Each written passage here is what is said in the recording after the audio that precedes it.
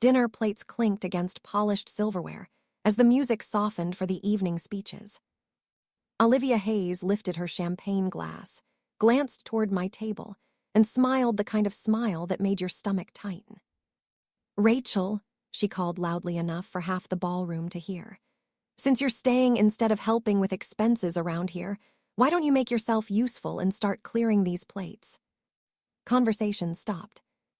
Before I could answer, my late husband's father leaned back in his chair and added, "And bring your little girl with you. Your pathetic child can earn her dinner by carrying dishes." A few people laughed. Others stared into their wine glasses. I felt my 12-year-old daughter Emma's hand tighten around mine beneath the table. "Mom," she whispered, "are they serious?" Every eye in the room settled on us. For one awful moment, I realized they weren't just humiliating me. They were waiting to see whether my daughter would be humiliated too. I swallowed the lump in my throat, forced myself to stand, and reached for the first stack of dirty plates. Then Emma quietly let go of my hand. "I'll be right back," she said. Before I could stop her, she walked toward the DJ booth instead. I had no idea what she was doing. And neither did anyone else. 3 years earlier, I had buried my husband, Michael. Since then, I'd learned something painful about grief. Losing the person you loved wasn't always the hardest part. Sometimes the hardest part was discovering how differently people treated you once the person connecting you to them was gone. Michael's family had never openly pushed Emma and me away. They simply reminded us, in countless little ways, that we no longer belonged. Invitations arrived late. Family decisions happened without us. Conversations stopped whenever I entered a room. Still, I kept showing up. Not because they deserved my patience, but because Emma deserved to know her father's family. When Daniel, Michael's younger brother, announced his engagement to Olivia, I convinced myself things might finally improve. Instead, the reception became the worst family gathering we'd ever attended. As servers began collecting empty glasses, Olivia looked directly at me with another practiced smile. "I figured," she said loudly, "since our caterers are busy, Rachel wouldn't mind helping. Teachers always like serving people." Several guests chuckled. Richard Hayes nodded approvingly. "Exactly," he said. "It's about everyone contributing." No one pointed out that every other person in the ballroom was sitting comfortably as a guest. Emma looked from one laughing face to another. "Mom," she whispered, "do we really have to?" I forced myself to smile. "It's okay." It wasn't okay. But I'd spent years choosing peace over confrontation. So I bent down, picked up another plate, and pretended not to hear the whispers floating behind us. "I guess she's lucky. They even invited her. I heard things have been difficult since Michael died. At least she's earning the meal." Each sentence landed harder than the last. Emma wasn't looking at them anymore. She was staring toward the stage, where the microphone waited beside the DJ's table. Without another word, she slipped away from me. I turned just in time to see her speaking quietly to the DJ. He frowned. She showed him something small in her hand. A moment later, his expression changed completely. He handed her the wireless microphone. Emma stepped onto the stage, looked straight at Olivia, and spoke with a calm voice that carried across the silent ballroom. "Before your speech." She paused just long enough for every guest to look up. "I have a surprise for the bride." Olivia's confident smile slowly disappeared. The ballroom fell into an uneasy silence. Even the servers stopped moving. I stared at Emma, willing her to look at me, to realize she was standing in front of nearly 200 guests. She had always loved singing in school concerts, but speaking into a microphone like this was different. "Emma," I said quietly, trying not to create another scene. "Honey, come back." She looked at me. For a second, I thought she would. Instead, she gave me the smallest shake of her head. "I'm sorry, Mom." It was the first time in her life she had refused me in public. Then she looked toward the head table. Dad wanted this day to matter. My breath caught. She had never said those words before. The room buzzed with confused whispers. What does she mean? Is this some kind of performance? Olivia forced out a laugh and waved dismissively. Kids love attention, isn't that right? A few nervous chuckles answered her, but they faded quickly. No one seemed quite sure whether to laugh anymore. Daniel rose halfway from his chair. Emma, he said gently, maybe after the speeches, okay. Emma didn't answer him. She kept holding the microphone with both hands. Then my father-in-law stood.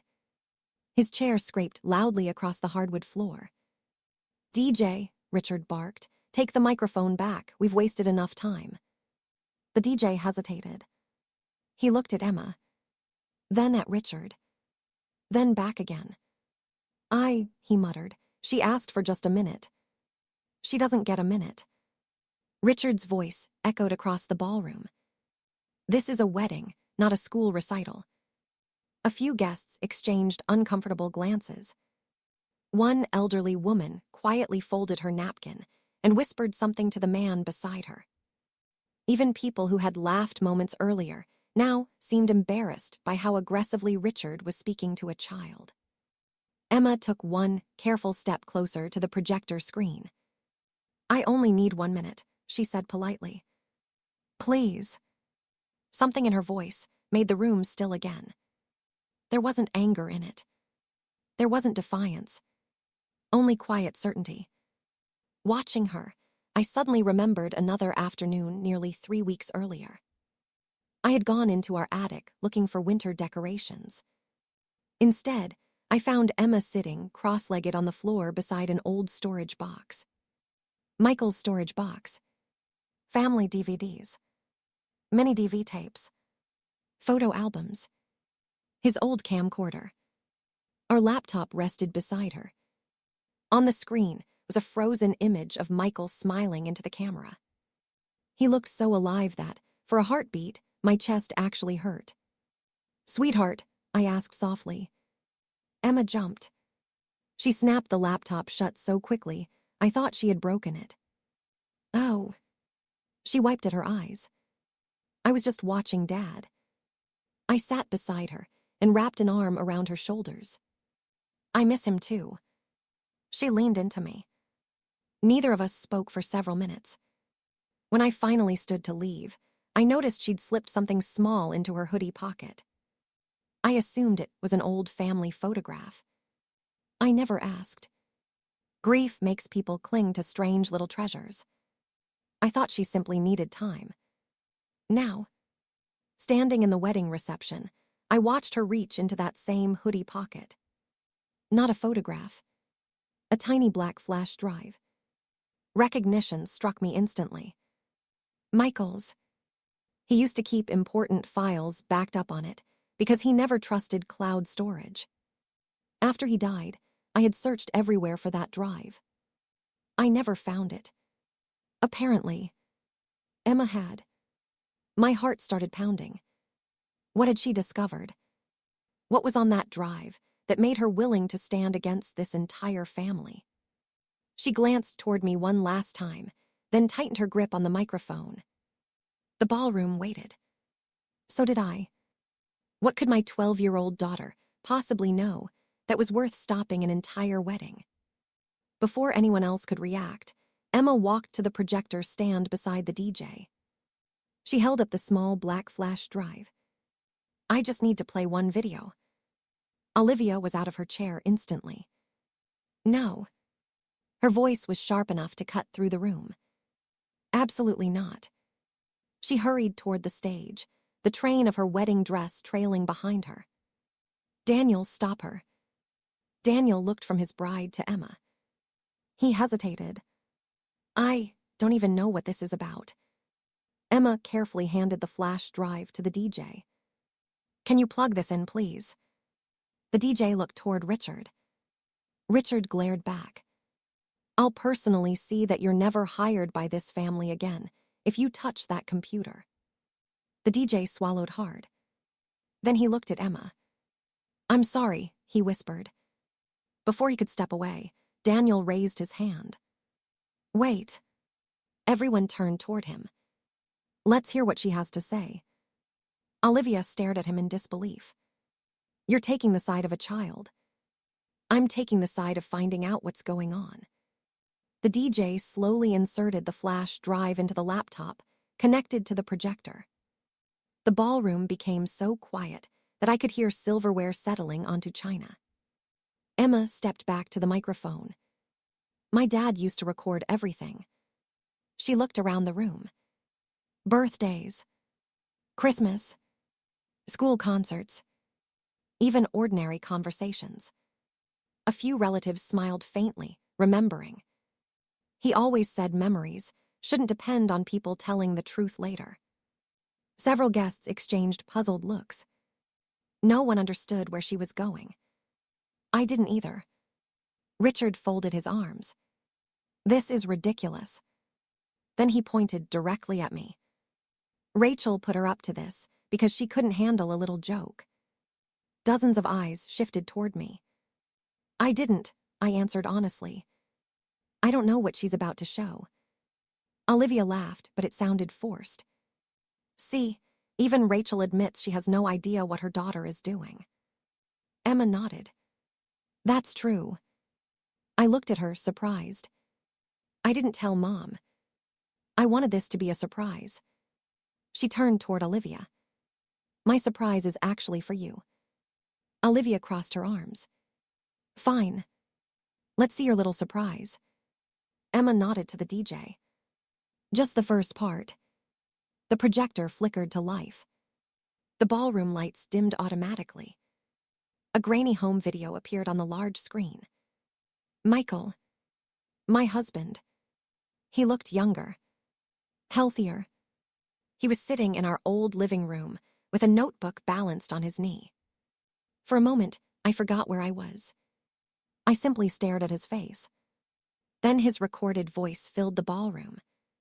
If you're watching this. He smiled at the camera. These are ideas I'm saving for Daniel's wedding speech someday. The room froze. Daniel's eyes widened. Olivia's face drained of color. No, she whispered. No, turn it off. She hurried toward the DJ's table. Turn it off right now. But before she reached it, several guests instinctively looked down at the elegant folded programs resting beside their plates. Each one contained the speech Olivia had proudly claimed she had spent months writing herself. An elderly aunt frowned. She unfolded the pages. Then she looked back at the screen.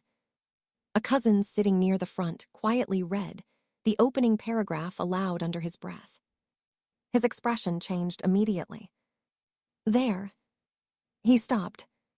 Another guest finished the sentence. They're exactly the same. Whispers spread across the ballroom like a wave. I heard those words during the rehearsal. Didn't Olivia say she wrote them herself? Those are identical. Daniel slowly reached into the inside pocket of his suit jacket. He removed the neatly folded pages of the speech Olivia planned to deliver. Without saying a word, he compared the opening lines to the words his brother had spoken years earlier on the screen. His hand slowly lowered. Olivia lunged toward the projector cable. If you love me, she cried, don't let her do this.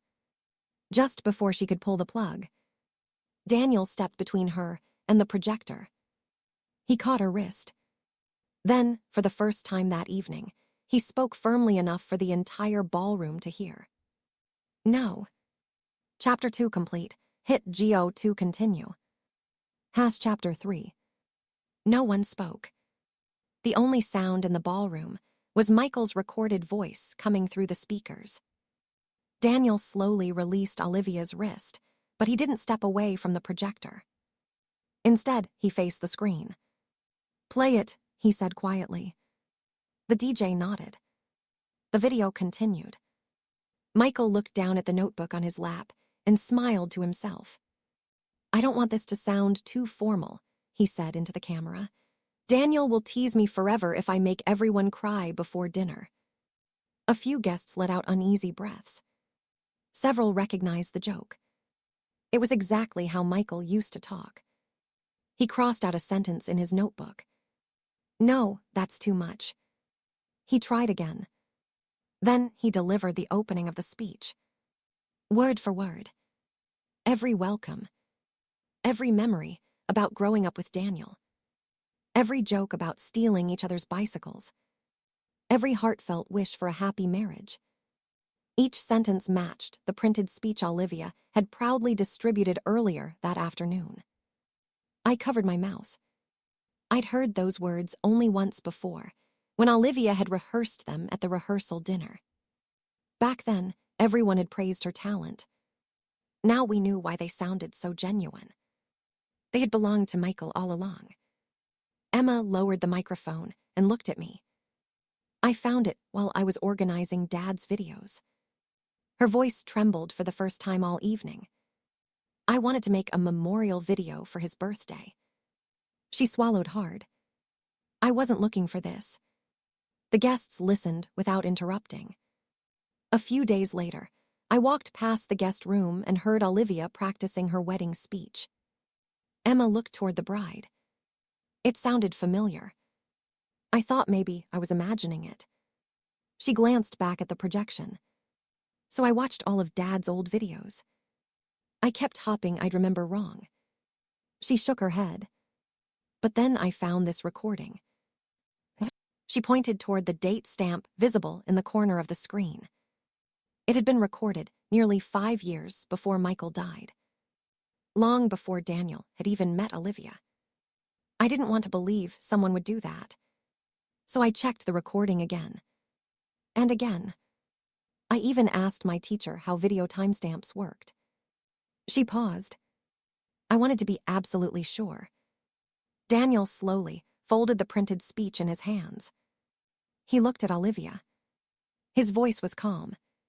Painfully calm. When exactly did you write this? Olivia opened her mouth. Nothing came out. She tried again. She looked around the ballroom as though someone might rescue her. No one did. Richard finally stepped forward. Oh, for heaven's sake. He waved dismissively. People borrow ideas all the time. It's not a crime. A woman near the front stood up. It was Melissa, Daniel's coworker. She looked directly at Richard. That's not what Olivia told us. Every eye turned toward her. Melissa held up her phone. When we were helping with the wedding booklet, Olivia kept saying she'd spent months writing this speech from scratch. Another bridesmaid nodded immediately. She even said she rewrote it 6 times because she wanted every word to be original. More murmurs spread through the room. Richard's confident expression faltered.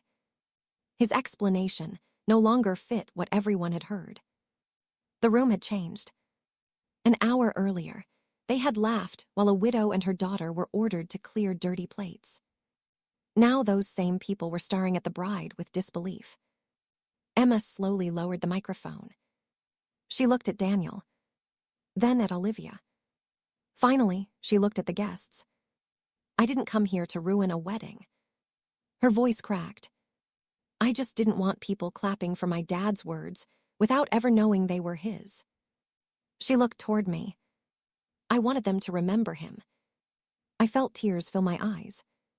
Not because of what she had exposed. Because she'd carried this burden alone. She had protected me from it until she knew the truth could no longer be ignored. Daniel stood perfectly still for several seconds. Then he took a slow breath and looked around the silent ballroom. There is something everyone here needs to hear.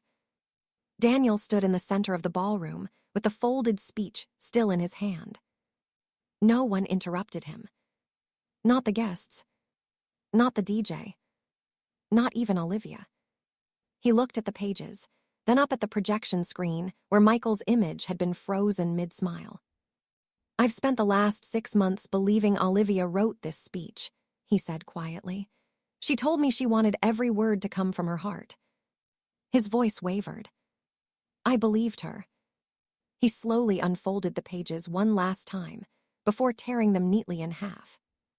The sound of paper ripping echoed through the silent reception. I'm not going to read words that belong to my brother. A murmur swept through the ballroom. Daniel turned to the DJ. Please play the rest. The video resumed. Michael laughed softly at the camera. If I ever lose my nerve before giving this speech, at least I'll have proof that I meant every word. He looked down at his notes before lifting his eyes again.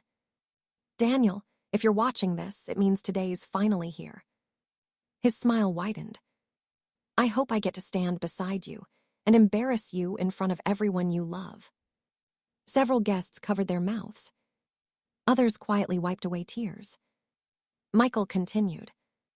You've always been my little brother, even after you became taller than me. A few relatives laughed through their tears. And whoever you're marrying. He grinned. Thank you for loving the stubborn kid I grew up with. The recording ended with Michael closing the notebook. I guess I'd better keep practicing. The screen faded to black.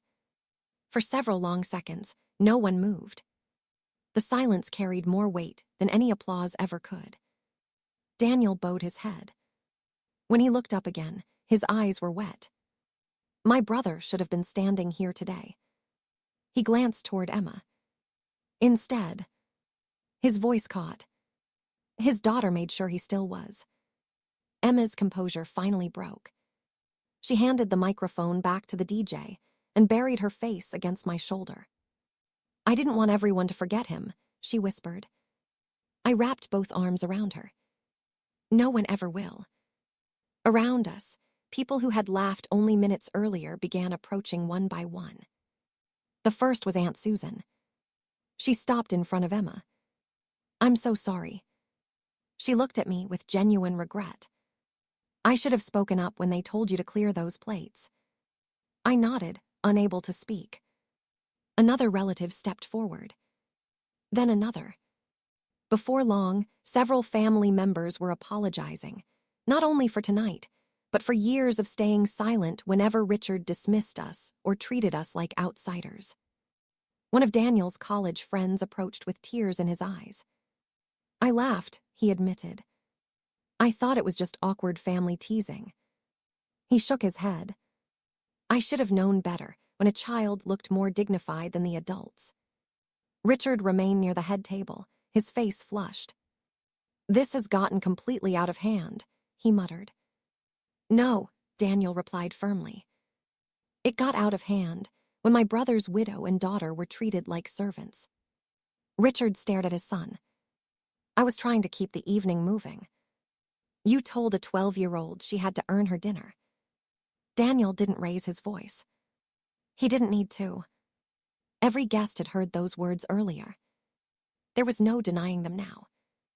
Richard looked around the room, searching for support. He found none. The same guests who had laughed with him now avoided his eyes. Olivia finally stepped forward. Her mascara had begun to streak. I never meant for this to happen. Daniel looked at her. Then tell me the truth. She hesitated. For a moment, it seemed she might still deny everything. Instead, her shoulders slumped. I found the speech on Michael's old laptop when I was helping organize family photos. Gasps rippled through the room. I read it. She couldn't look at anyone. It was beautiful. So beautiful that I convinced myself no one would ever know if I changed a few names. She swallowed. At first, I only wanted inspiration. Her voice grew smaller. Then everyone kept complimenting it. I didn't know how to admit it wasn't mine. No one answered. There was nothing left to argue. The truth had finally caught up with her. Daniel slowly removed his wedding ring. He stared at it for several seconds before slipping it into his jacket pocket. I'm ending the reception. Olivia reached toward him. Daniel, please. He stepped back. I need time to decide what honesty means in a marriage that begins with deception. The wedding coordinator quietly asked guests to make their way toward the exits. People left without music, without dancing, without celebration. Many stopped beside Emma before leaving. Several thanked her. Others hugged her. One elderly cousin took her hands and said, "Your father would be so proud of you." Emma cried harder after hearing those words than she had all evening. The weeks that followed changed our family in ways I never expected. Daniel moved out while he sorted through what had happened. He later told me the stolen speech wasn't the only lie he discovered once he started asking difficult questions. Richard called twice. The first time, he defended himself. The second time, he apologized. Not with excuses. Not with conditions. Simply with the words, "I failed my son, and I failed his family." Whether that apology came too late was something I never answered. Other relatives began inviting Emma and me to birthdays, holidays, and Sunday dinners without waiting for Richard's approval. For the first time since Michael died, we weren't included out of obligation.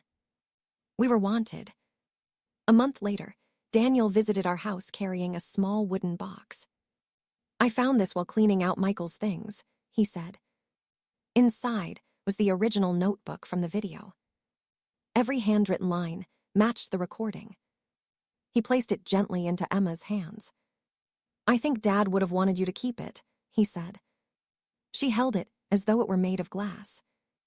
That evening, we watched the restored video together in our living room. This time, there was no ballroom. No laughter at our expense. No cruel remarks. Only Michael's familiar smile filling the television screen. When the recording ended, Emma looked at me. I was scared. I know. I thought everyone would hate me. I brushed a strand of hair behind her ear. "You didn't speak because you wanted attention." She nodded. "You spoke because someone couldn't speak for himself." She smiled through her tears. A peaceful smile. The kind I hadn't seen since before Michael died. As I looked at my daughter, I realized something had changed forever. For years, I believed keeping the peace was the same as protecting my family. Emma showed me that sometimes the people we love are protected not by silence, but by the courage to tell the truth. The people who tried to make a widow and her daughter feel invisible ended up watching an entire room stand in silence for the man whose voice they could never erase.